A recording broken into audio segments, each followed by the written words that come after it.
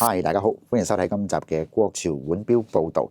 記得上一次咧所介紹嘅一個品牌咧，咁就係呢一個珍寶萊士波利，咁個迴響咧都非常之好。而今次咧就想同大家講下同一個款式，不過嘅設計上邊咧就有啲唔同。咁而珍寶萊咧第一個同 Harry Potter 連成款嘅，咁而呢一款咧就叫做冰晶態蛇形動偶錶啦。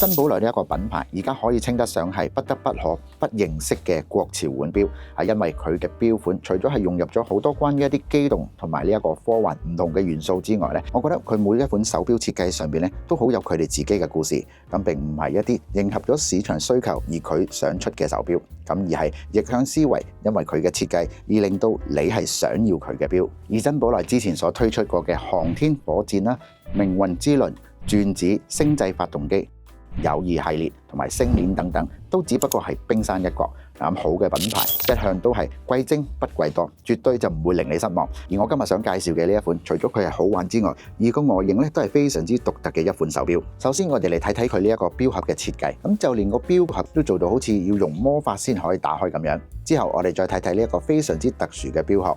咁玩開錶嘅朋友都應該知道，如果喺市面上要用呢一種咁特別嘅錶殼物料，通常咧都有一啲非常之高端嘅外國品牌。咁而價錢咧更加唔係一般平民百姓咧就可以接受到。咁而呢一個物料咧，我個人都非常之喜歡佢嘅名，咁就叫做呢一個鈦冰晶，又稱之為冰晶鈦。咁係指鈦合金喺受熱處理之後咧形成嘅一種特別嘅表面紋理。咁而呢一種紋理嘅狀態咧就好似冰花一樣。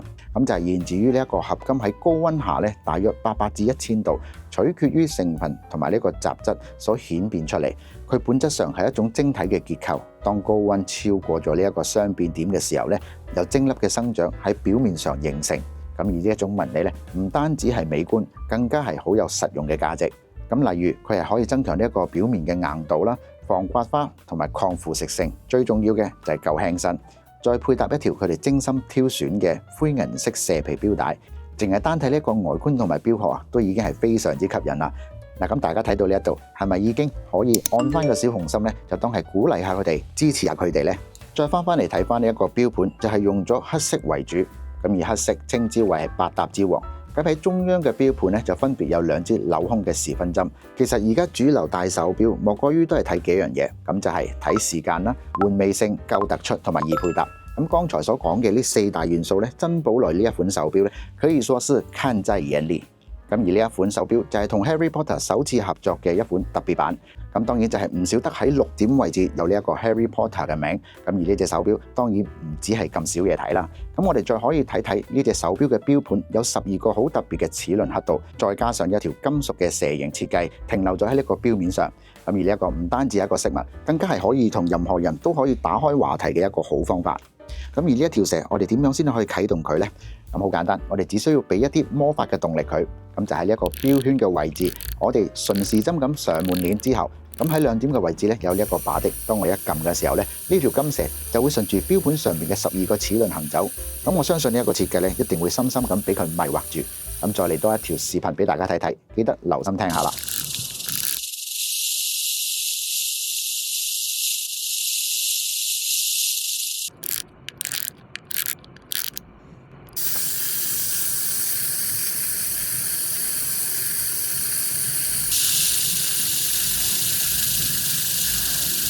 咁係咪覺得一隻手錶竟然可以做到同響尾蛇嘅聲音相似度咁高呢？嗱，咁而呢一個動偶嘅蛇走動嘅時間呢，就係45秒。咁至於點解會係45秒呢？歡迎大家留言話想知，咁我會同大家解釋下。大家見到喺錶盤上邊有12個齒輪不停咁轉動，咁是否就係覺得佢係用呢一個齒輪咬合呢條金蛇而走動呢？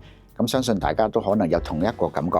咁其實呢一個就係珍寶萊厲害之處，佢唔單止淨係設計超前之外咧，咁仲考慮到呢一個勞損嘅問題。咁喺金屬齒輪同金屬長期咁咬合咧，其實佢嘅摩擦咧就一定有勞損嘅。咁所以佢哋就用咗一個好長嘅時間，反覆咁去嘗試唔同嘅方法。咁最後佢哋就使用咗呢一個微磁力推動呢一條金蛇，同時亦都做到呢一個微磁力唔影響走時同埋呢個機芯嘅運作。咁而佢呢一個藍寶石嘅錶面同呢一個齒輪做到好似一個無縫貼合咁樣，咁就可以再次確保當我哋戴上手嘅時候，做任何嘅動作都唔會咁輕易影響到佢嘅走時同埋佢呢一條金蛇嘅運作。最後一點就係珍寶來呢一個品牌咧，就係同 Harry Potter 嘅連成款。咁難道佢就係只得6點位置有呢個 Harry Potter 幾個字咁簡單？嗱，咁當然唔係啦。大家唔知道有冇睇過 Harry Potter 呢個男主角咧，就打開一道射門咧。咁我哋去睇下片。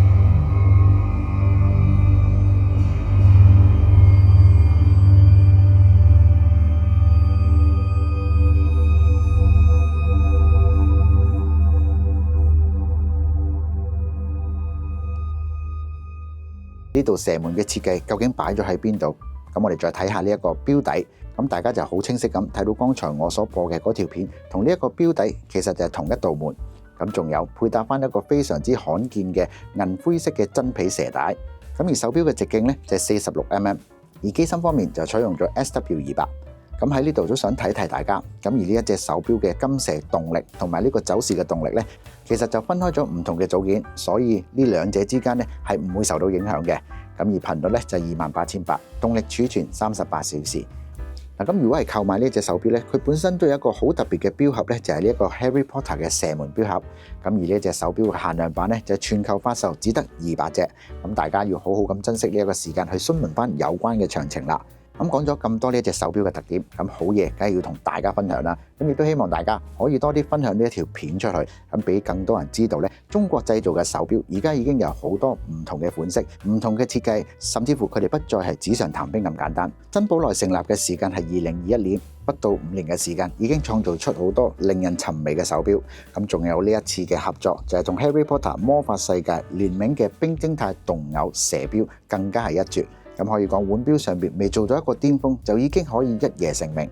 咁可想而知，珍寶來嘅設計突破咗傳統前衛，同埋佢嘅勇敢，再加埋佢嘅堅持，係中國鐘錶界裏邊嘅驕傲。再次證實，中國製造嘅手錶唔單止可以收錶，亦都可以做錶，咁邁向全世界嘅另一個高峰。咁我哋再期待珍寶來下一個產品是否可以又再度咁突破呢？咁啊，多謝大家嘅收睇我哋今集嘅國潮報道啦，下一集再見。